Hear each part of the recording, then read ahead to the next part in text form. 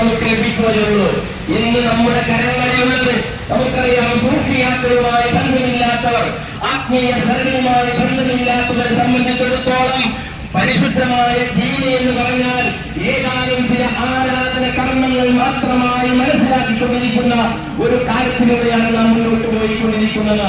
5 നേരത്തെ നമസ്കാരം അൽഹംദുലില്ലാഹ് നമ്മൾ നിർവഹിക്കുന്നു, റമദാൻ വരുമ്പോൾ നോമ്പനുഷ്ഠിക്കുന്നു. എന്നാൽ ഇതുകൊണ്ട് ദീൻ സമ്പൂർണ്ണമായ പ്രിയമുള്ളവരെ, നമ്മുടെ ശരീരം നാം അല്ലാഹുവിനെ വെളിപ്പെടുത്തണമെന്ന് പഠിച്ചതുപോലെ തന്നെ നാം പഠിക്കേണ്ടതും അറിയേണ്ടതുമായ വസ്തുതകളാണ്. നമ്മുടെ ഹൃദയത്തെ നാം എങ്ങനെ അല്ലാഹുവിന്റെ പൊരുത്തത്തെയാക്കി മാറ്റണം. നമുക്ക് ആത്മാവുണ്ട്, റൂഹുണ്ട്. ഈ റൂഹിന്റെ പ്രവർത്തനം എന്താണ്? മനുഷ്യൻ എന്ന് പറഞ്ഞാൽ കേവലം ഒരു ശരീരം മാത്രമുള്ളവരല്ല. ശരീരത്തെക്കാൾ അതിപ്രധാനമായ ഹൃദയമുണ്ട്, അതിനേക്കാൾ അതിപ്രധാനമായ ആത്മാവുണ്ട്. അതിനപ്പുറം നമുക്ക് സിർ എന്ന് പറയുന്ന ഒരു കാര്യം കൂടി അല്ലാഹു നൽകിയിട്ടുണ്ട്. ശരീരത്തോട് ബന്ധപ്പെടുന്നതിന് ഇസ്ലാം എന്നാണ് പേര്. എന്നാൽ നമ്മുടെ ഹൃദയവുമായി ദീനിന് ബന്ധമുണ്ട്, അതിന്റെ പേര് ഈമാൻ എന്നാണെങ്കിൽ, മനുഷ്യന്റെ ആത്മാവുമായി ദീനിന് ബന്ധമുണ്ട്, അതിന്റെ പേര് ഇഹ്സാൻ എന്നാണ്.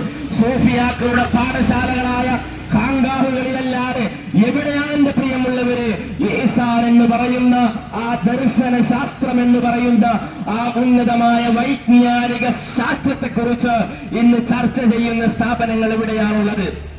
ജിബ്രീൽ എന്ന മലക്ക് ഒരു മനുഷ്യന്റെ കോലത്തിൽ അള്ളാഹുവിന്റെ ഹബീബിന്റെ തിരുമുന്നിലേക്ക് ഇറങ്ങി വന്ന് കാൽമുട്ടിനോട് കാൽമുട്ടി ചേർത്ത് വെച്ചിരുന്നുകൊണ്ട് ചോദിച്ച ചോദ്യം എല്ലാ ഹദീസിന്റെ ഗ്രന്ഥങ്ങളിലുമുണ്ട്. മൽ ഇസ്ലാമു യാ റസൂലല്ലാഹ്, മൽ ഈമാനു യാ റസൂലല്ലാഹ്, മൽ ഇഹ്സാനു യാ റസൂലല്ലാഹ്. ദീൻ എന്ന് പറയുന്നത് പ്രിയമുള്ളവരെ, ഇസ്ലാം നമ്മുടെ ശരീരത്തോട് ബന്ധപ്പെടുന്നത് പോലെ നമ്മുടെ ഹൃദയം നേരം വെളുത്ത് വൈകുന്നേരമാകുന്നത് വരെ നമ്മുടെ ഹൃദയത്തിൽ ആരുടെ ഓർമ്മയാണ്, ആരെക്കുറിച്ചുള്ള ചിന്തയാണ്? ഇതിനാണ് മാർക്ക് ലഭിക്കുന്നത്. നിസ്കാരം നിർവഹിക്കുന്നവരെ സംബന്ധിച്ച് ഖുർആൻ പറഞ്ഞത് വൈലുൽ ലിൽ മുസല്ലീൻ എന്നാണ്.